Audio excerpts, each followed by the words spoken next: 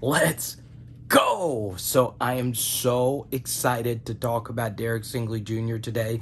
I'm expecting some big things out of him, but this offense thing is pretty fascinating. So comment down below, would you like to see Derek Stingley Jr. play offense next season? So full disclosure, I actually am in Baton Rouge for a quick family thing. I've not seen some of my family that are actually in Baton Rouge in quite some time. So we're going to keep this video short and sweet. And if you want to check out some longer content, the Max Johnson film studies we've done will be linked on our page. So make sure you check those out. Now, look, I want to discuss this as briefly as we possibly can because we've already done a Derek Stingley Jr. deep dive on the pros and mostly cons of him playing on the offensive side of the ball. And look, I like the idea. I like, the fact that he could be great on offense. That doesn't mean it's necessary, okay? Now, I'll tell you this in just a second. There is actually a player I would like to see switch to the other side of the ball for next season. But for right now, let's just focus on Derek Stingley Jr. So, yes, it is really cool that Derek Stingley Jr. was amazing at Dunham. He got his number retired recently there, and of course, he's getting a bunch of NIL deals. But we're also looking at Derek Stingley Jr. As a player who's had a lot of these injuries. So, yeah, we were going to do it this week. In fact, we were going to do it right when the day he got a minor injury. And I talked to Jake and I talked to Derek about the type of players we're going to run. We're going to see where we are next week. If he, I don't know if he's going to be full speed next week. Obviously, I'm not going to play him both ways. If he's not full speed, we have to play that by ear. I understand some of you don't believe in signs or anything like that, but it is pretty interesting that thing happened, especially after one really good LSU player actually touched on this. So we'll get to that in a second as well. This idea of playing offense instead of course, just focusing on defense. So Derek Stingley Jr. was, obviously there's so many different stories about Ed Orgeron promising Derek Stingley and his father that he was going to get to play offense his final year. And, we don't know all the discussions behind the scenes that have happened regarding that. Once again, we've already done a deep dive, going through all the quotes and all of that. And in that deep dive, we also shared why this is not a great idea. And it is now an even worse idea because LSU is still thinking about running plays with Derek Stingley Jr. on offense when it's completely unnecessary. Okay, so the thing is, and this is the most important thing here, is Derek Stingley Jr.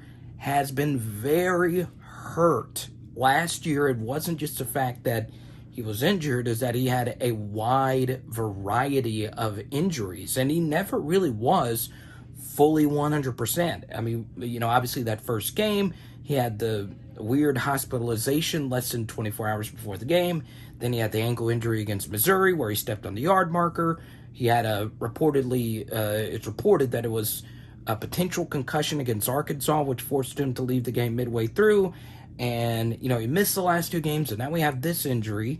And playing him on offense is, going to increase his chances of being injured when he gives you so much value as a defensive back. So, yes, it really doesn't make sense, especially we're hearing all these reports about Derek Stingley Jr., these freshman wide receivers, are killing it. And it's not just the freshman wide receivers. Apparently, Jeray Jenkins is balling out. And we know Kayshawn's doing big things. John Trey Kirkland, Trey Palmer.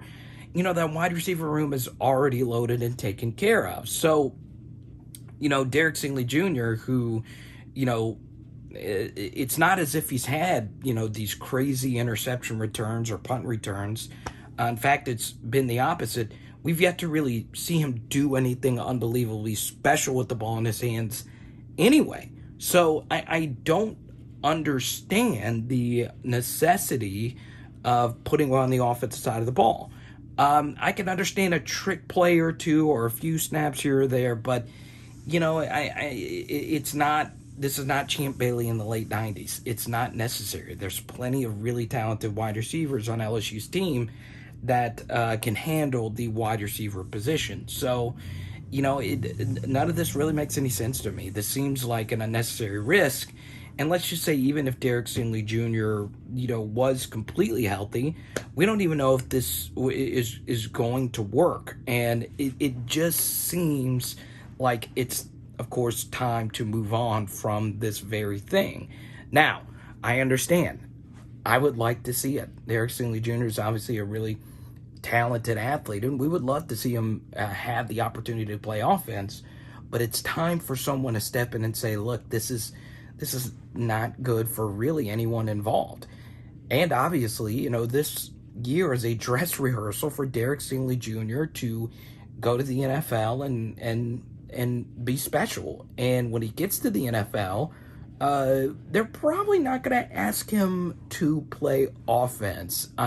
I know Patrick Peterson did it. I know Deion Sanders did it, but they were mostly defensive backs anyway. And I do want to include this quote here from Tre'Davious White, who, when he got to LSU, was actually a wide receiver when he started his career at LSU. And he himself, along with the LSU coaching staff, made the decision for him to switch to defense. And this past week, he had a comment on that. I actually didn't know that. And, he was Adam Henry, the wide receivers coach at the time, wanted him to play wide receiver, and then he ended up playing defensive back, and he ended up being one of the best players and a number 18 you'll ever see at LSU. And not only that, he has been a huge success in the NFL. It's worked out pretty well for him to focus not only on offense, but as a punt returner. Tre'Davious White was really good, something that we're hoping to see Derek Stingley Jr. if he returns to be the punt returner, if he remains a punt returner. That's something else Stingley's going to have to focus on this next season is, returning punts as well. So that is a lot on the plate of Derek Stingley Jr. to ask him while he's continuously getting banged up to relearn a position in a new offense with two new coordinators who are both installing their own offenses and defenses. And we've yet to hear what Jake Peetz and Durante Jones feels about Derek Stingley Jr. Playing on the other side of the ball. So let me know, obviously, in the comment section if you think this is actually a good thing. And once again, it very well could work. The point is not whether or not this would be an amazing idea. It's the fact that it's a completely unnecessary risk, losing one of your best players on the team that plays an extremely valuable position. Corner, according to PFF's WAA metric, a cornerback adds more value on defense than any other position in all the sport. And LSU has one of the best corners in all of college football on their team. I do want to include this. Ed Orgeron did say that Landon Jackson, who, by the way, has some pretty interesting tight end film, they flirted with the idea, they talked about it in the press conference, that Landon Jackson could potentially be a tight end at some point at LSU. LSU's really thin there. Landon Jackson has more of a traditional tight end build than Jack Bash, and I'm really high on Jack Bash. I think he's going to be fantastic there in year one. But, if LSU's really deep at defensive end, which is a position that Landon Jackson plays now, and tight end is a position where they are the thinnest, with two scholarship options basically there right now. So yeah, I wouldn't be opposed to it, but obviously Landon Jackson is going through his own rehab after suffering a serious injury his final year in high school, and they're bringing him along very slowly. But Landon Jackson, the kid is just an amazing athlete, and I think he could be a Division I tight end and defensive end. I wouldn't be opposed to him focusing on tight end now and then eventually moving back to defensive end if it was if they saw fit. But yeah, and I understand Ed Orgeron's in a tough spot. If you made a promise to the Stingleys that he could play offense, and you want to live up to your promise. Ed Orgeron, a man of his word, but it's still I think all parties can come together and say, well, it's probably for the better. But obviously, get in the comment section. Let me know what you guys think, because I think it would be better for all parties involved, just for Derek Stingley Jr. just to play defense. It is Power Hour Ooh, I burned. LSU, boom! Quick note, live stream will be on Sunday night this weekend, and I think we're doing steaks tonight. Let's go!